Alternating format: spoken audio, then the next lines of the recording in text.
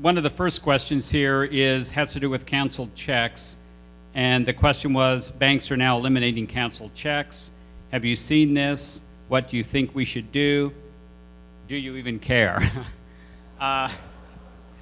Yes, I have seen. Most large banks are eliminating canceled checks because of the cost of it. I'm assuming that the question relates to sending back the physical check. Is that correct, whoever put it in?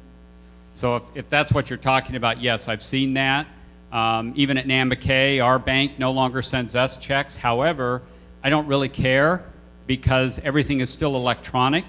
And any check that I need, I can still log into our accounts. I can pull any copy of a check that I want.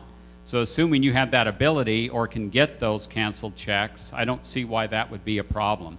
A lot of banks today, as many of you may even be knowing, they're even eliminating making physical deposits with checks anymore.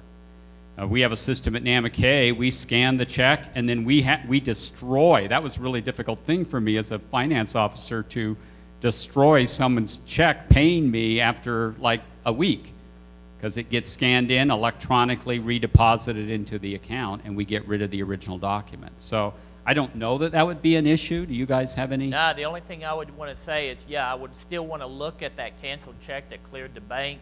I mean, obviously, my risk from an auditor, which we have seen, is them changing the payee's name, right, and putting in somebody else's payee's name. And the only way we would catch that is indeed by looking at the canceled check that cleared the bank.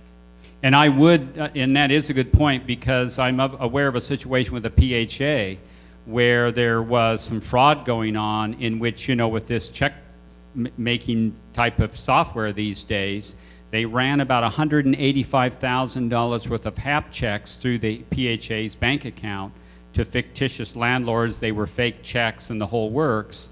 And the reason they were caught is that the PHA noticed the checks weren't the same as their check stock when they looked at them through the electronic versions of them.